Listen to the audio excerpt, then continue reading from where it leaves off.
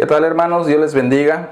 En este video vamos a hablar sobre el empoderamiento de los líderes, para cómo vivir ellos la misión de Cristo, y veremos las funciones dentro de la iglesia de cada uno de los líderes.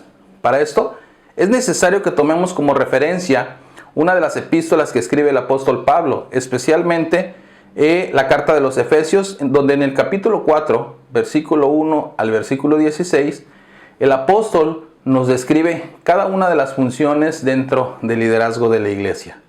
En este pasaje vemos claramente señaladas dichas funciones, o también conocidos como los 5 ministerios, donde en el verso 11 el apóstol dice a la letra: y él mismo constituyó a unos apóstoles, a otros profetas, a otros evangelistas, a otros pastores y maestros.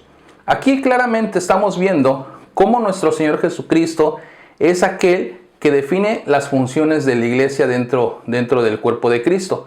Y lo único que hace el apóstol Pablo es dar una estructura a lo que se está desarrollando. Claramente estamos viendo estas funciones, pero la carta a los Efesios va todavía más allá, describiendo también el propósito de dichos ministerios.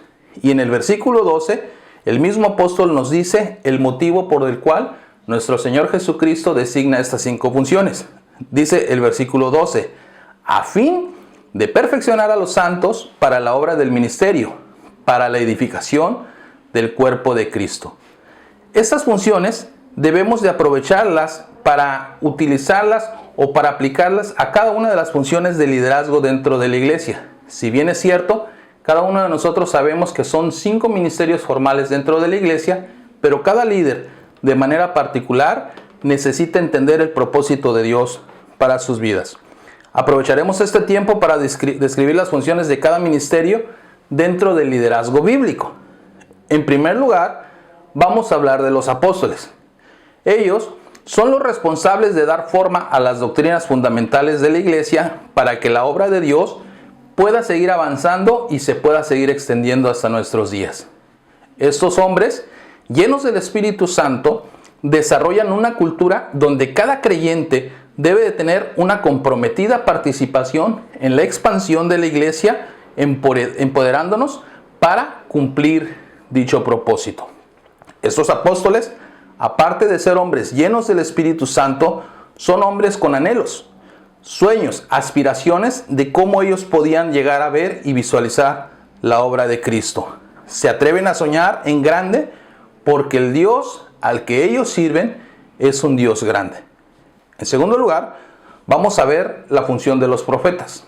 Estos son hombres que anuncian la necesidad de abrazar una nueva cultura de parte de Dios.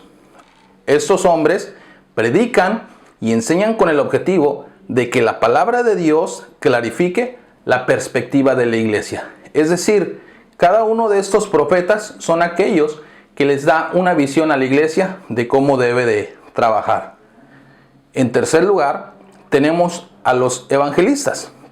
Estas personas son quienes no solamente hacen la labor de anunciar las buenas noticias de Cristo, sino que también ellos son los que capacitan a la iglesia para proclamar las buenas noticias.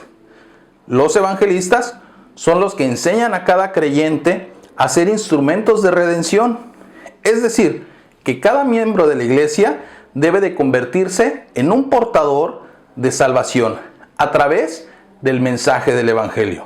Los evangelistas son hombres usados por Dios con una carga especial muy grande por aquellos que están perdidos, sin Cristo, sin esperanza, y en sus corazones hay un profundo anhelo de ver cómo nuevos creyentes pueden ser alcanzados para el regalo de la salvación. En cuarto lugar, tenemos el ministerio o la función de los pastores. Estos son quienes trabajan de una manera directa con la iglesia y tienen el compromiso de sembrar en cada creyente la necesidad de vivir una vida completamente dependiente y centrada en Cristo a través del Espíritu Santo. Los pastores son quienes ayudan a cada hijo de Dios para buscar la reconciliación con Dios a través de Jesús.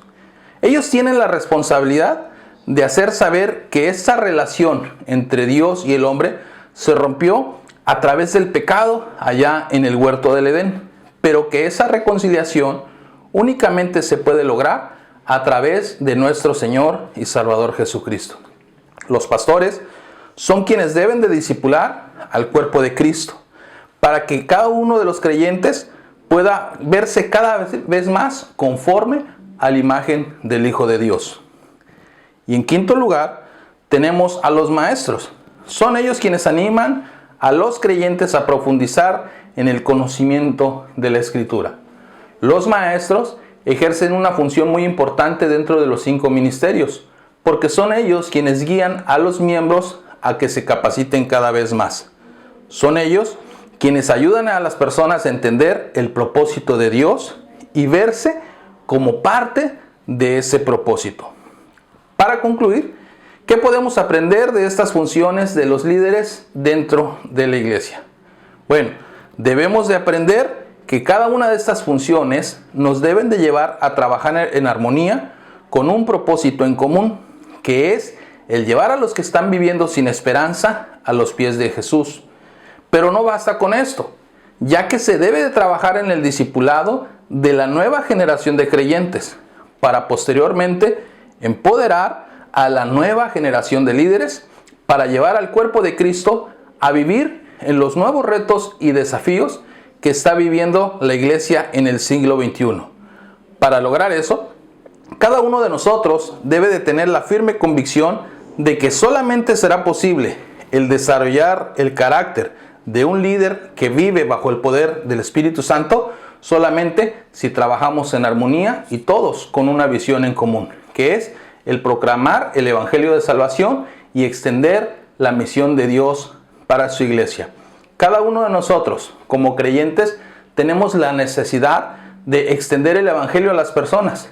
Cada uno de nosotros tenemos la necesidad de trabajar en cada uno de estos ministerios. Es decir, cada uno de nosotros tenemos el compromiso de alcanzar a los perdidos, de discipular a los perdidos, para que como líderes podamos cumplir con la gran comisión.